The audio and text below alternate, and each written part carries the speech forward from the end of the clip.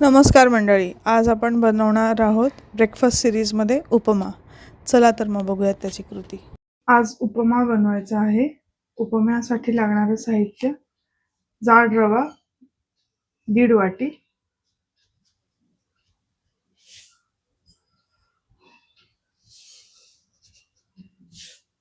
कांदा, टोमॅटो, मिरची, कोथिंबीर आणि कढीपत्ता. एवढंच. एकदम साधा असतो हा उपमा, खूप छान लागतो. आजारी असाल, ताप आला असेल, सर्दी खोकला झाला असेल तर ह्याने खूप छान एकदम माइल्ड चव येते. खूप हलका असतो हा उपमा आणि पचायला पण सोपा असतो. आता हा आपण 1.5 वाटी घातलेला जो रवा आहे तो छान ड्राय रोस्ट करून घेऊया. त्याच्यात तेल तूप काही घालायचं नाही.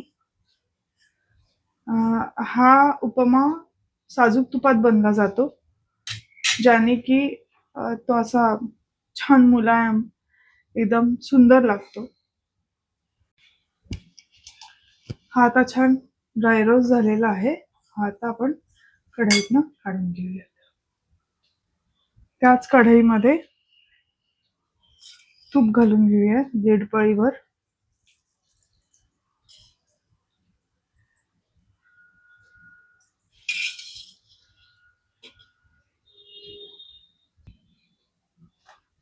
तूप गरम झालंय छान, कारण कढई गरमच होती आपली.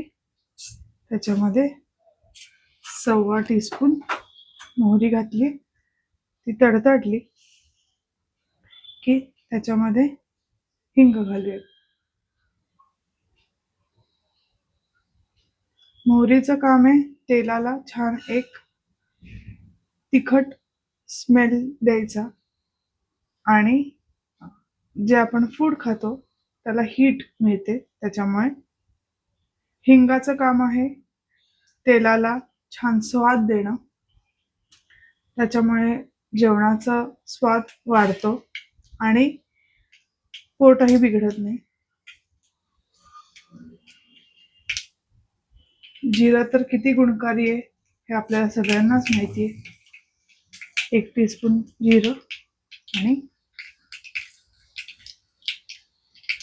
2 चिमटी हिंग. हिंग आणि जिरं तडतडलं गेलंय. त्याच्यामध्ये आता मिरची आणि कढीपत्ता फ्राय करून घेऊया.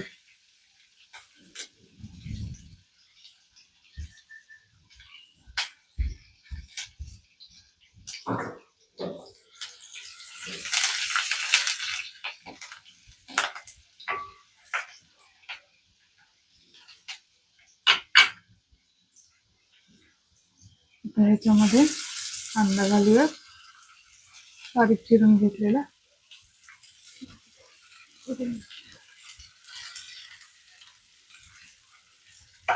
तो परतवून घेऊया.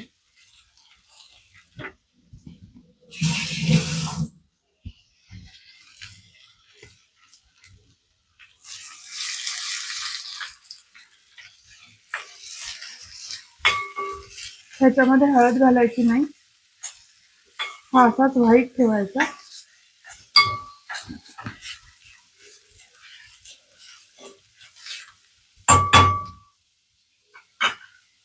कांदा परतते.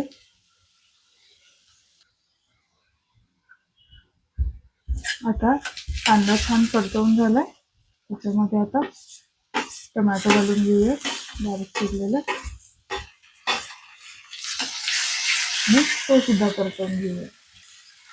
मीनवाईल केटल ऑन करून घेऊया. ह्याच्यामध्ये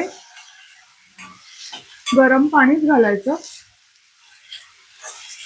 बरं, त्याचं आता मेजरमेंट नाही, कारण तुम्हाला कितपत पातळ हवा त्याच्याप्रमाणे.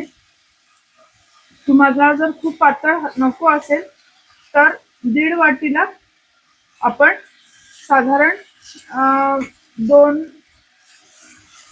2 वाट्या पाणी घेऊ शकतो. पण शिजवताना बारीक गॅसवरती ठेवा, पाणी कमी घातलं तर. पाणी जर जास्त घातलं तर मीडियम लो फ्लेम. आता ह्याच्यामध्ये 1 चमचा साखर घालूयात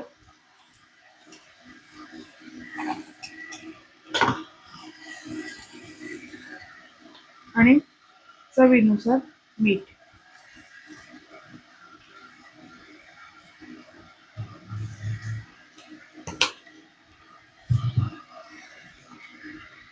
हे व्यवस्थित एकजीव करून घेऊया.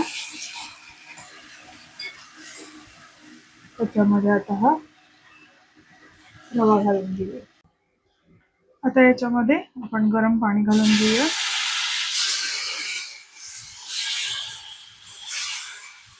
आमच्याकडे हा थोडासा पातळ आवडतो म्हणून मी अंदाजे पाणी घातलेलं आहे, पण पाणी कायम गरमच घालायचं.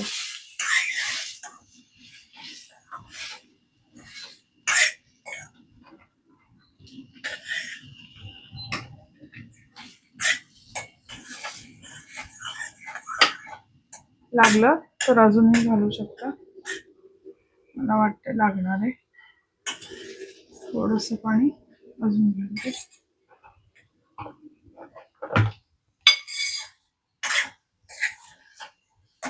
आणि आपला हेल्दी ब्रेकफास्ट तयार आहे. आता आपण प्लेटिंग करून घेऊया.